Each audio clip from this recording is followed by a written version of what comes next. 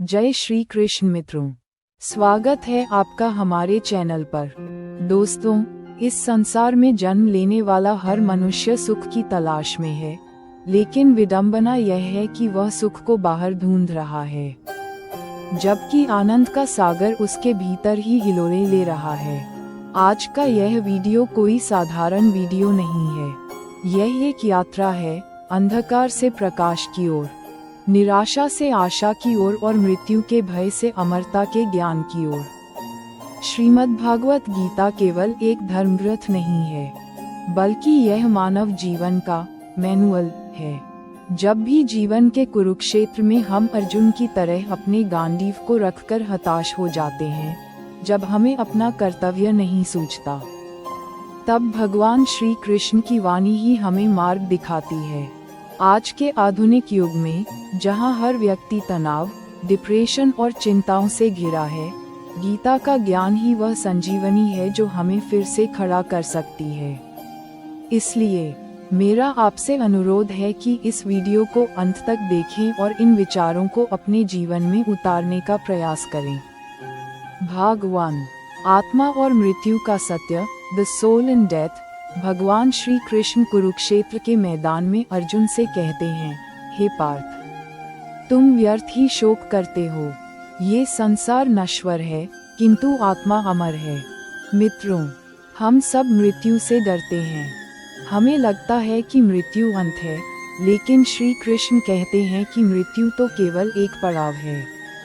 जैसे हम पुराने वस्त्र उतारकर नए वस्त्र धारण करते हैं, वैसे ही यह जीवात्मा पुराने और जीर्ण शरीर को त्याग कर नया शरीर धारण करती है।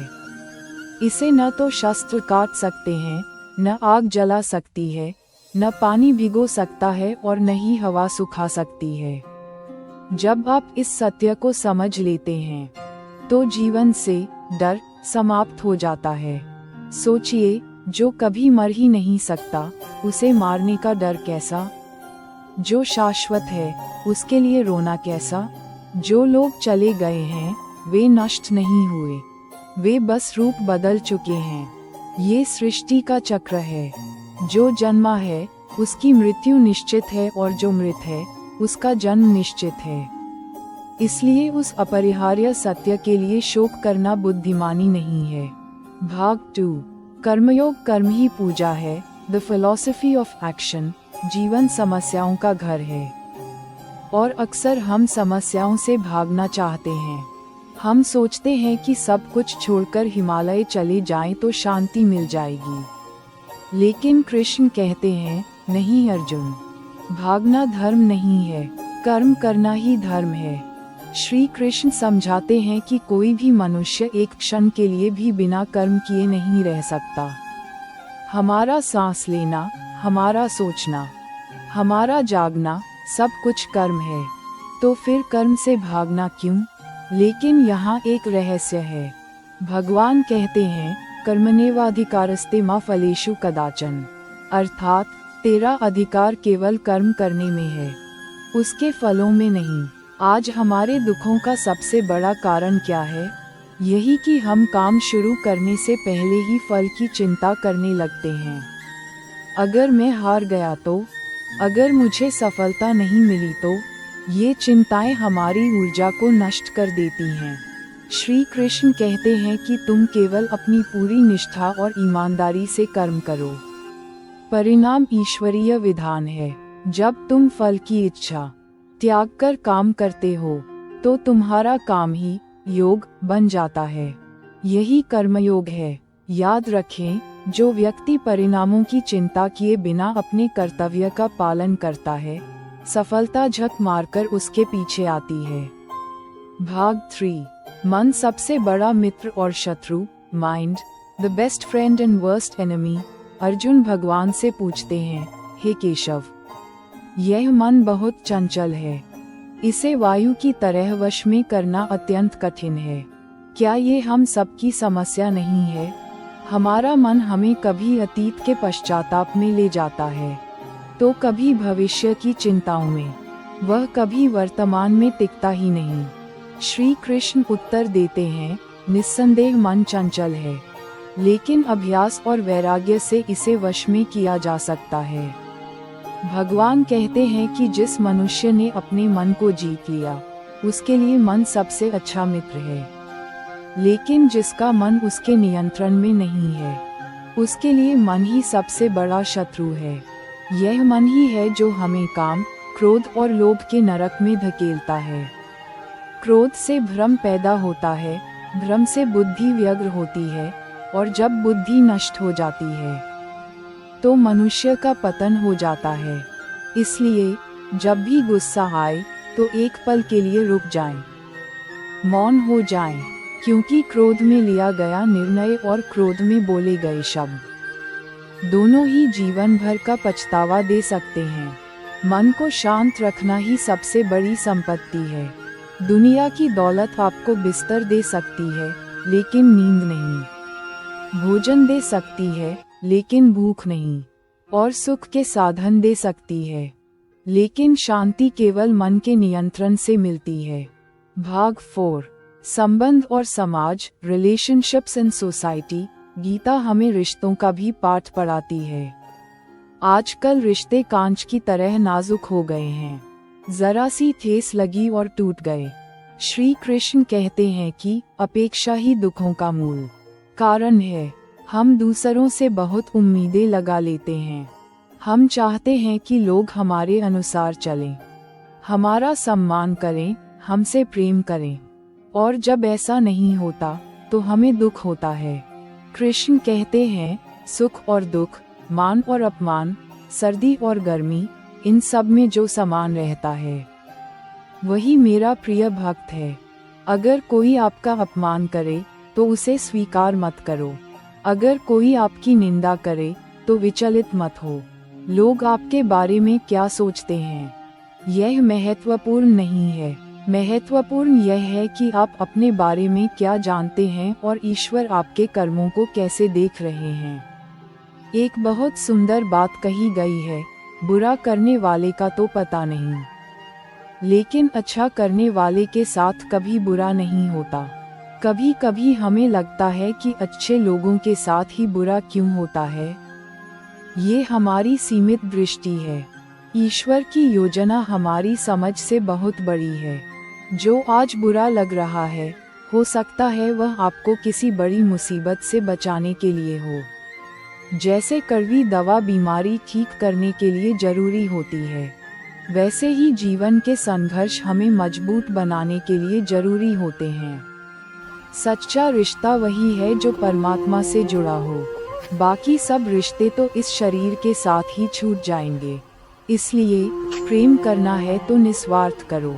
जैसे एक फूल अपनी खुशबू बिखेरता है, बिना ये सोचे कि उसे कौन सूंघ रहा है।